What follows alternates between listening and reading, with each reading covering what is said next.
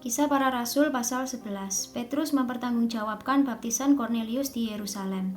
Rasul-rasul dan saudara-saudara di Yudea mendengar bahwa bangsa-bangsa lain juga menerima firman Allah. Ketika Petrus tiba di Yerusalem, orang-orang dari golongan yang bersunat berselisih pendapat dengan dia. Kata mereka, "Engkau telah masuk ke rumah orang-orang yang tidak bersunat dan makan bersama-sama dengan mereka."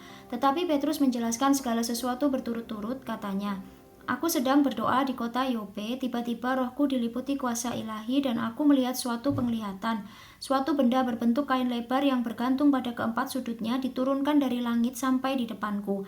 Aku menatapnya dan di dalamnya aku lihat segala jenis binatang berkaki empat dan binatang liar dan binatang menjalar dan burung-burung. Lalu aku mendengar suara berkata kepadaku, 'Bangunlah hai Petrus, sembelihlah dan makanlah.' Tetapi aku berkata, 'Tidak Tuhan, tidak, sebab belum pernah sesuatu yang haram dan yang tidak tahir masuk ke dalam mulutku.' Akan tetapi untuk kedua kalinya suara dari sorga berkata kepadaku, 'Apa yang dinyatakan halal oleh Allah tidak boleh engkau nyatakan haram.' Hal itu terjadi sampai 3 kali, lalu semuanya ditarik kembali ke langit. Dan seketika itu juga 3 orang berdiri di depan rumah di mana kami menumpang, mereka diutus kepadaku dari Kaisarea. Lalu kata Roh kepadaku, 'Pergi bersama mereka dengan tidak bimbang.' Dan keenam saudara ini menyertai aku. Kami masuk ke dalam rumah orang itu, dan ia menceritakan kepada kami bagaimana ia melihat seorang malaikat berdiri di dalam rumahnya dan berkata kepadanya, 'Suruhlah orang ke Yope untuk menjemput Simon yang disebut Petrus. Ia akan menyampaikan suatu berita kepada kamu yang akan mendatangkan keselamatan bagimu dan bagi seluruh isi rumahmu.' Dan ketika aku mulai berbicara, turunlah Roh Kudus ke atas mereka sama seperti dahulu ke atas kita. Maka teringatlah aku akan perkataan Tuhan. Yohanes membaptis dengan air, tetapi kamu akan dibaptis dengan Roh Kudus. Jadi jika Allah memberikan karunia-Nya kepada mereka sama seperti kepada kita pada waktu kita mulai percaya kepada Yesus Kristus, bagaimanakah mungkin aku mencegah dia?"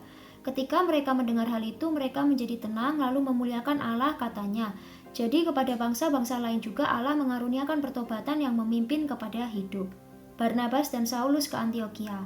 Sementara itu, banyak saudara-saudara telah tersebar karena penganiayaan yang timbul sesudah Stefanus dihukum mati. Mereka tersebar sampai ke Fenisia, Siprus, dan Antiokhia. Namun mereka memberitakan Injil kepada orang Yahudi saja.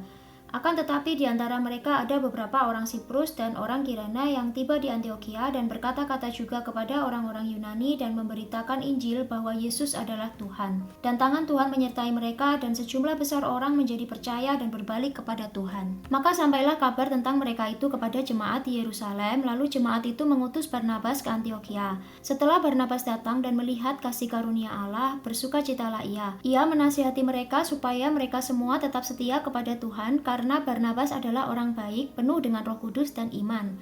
Sejumlah orang dibawa kepada Tuhan.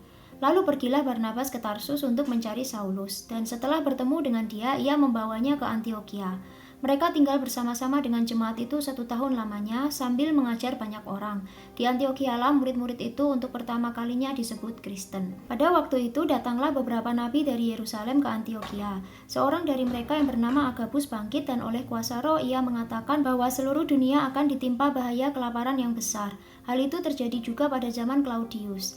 Lalu murid-murid memutuskan untuk mengumpulkan suatu sumbangan sesuai dengan kemampuan mereka masing-masing dan mengirimkannya kepada saudara-saudara yang diam di Yudea. Hal itu mereka lakukan juga dan mereka mengirimkannya kepada penatua-penatua dengan perantaraan Barnabas dan Saulus.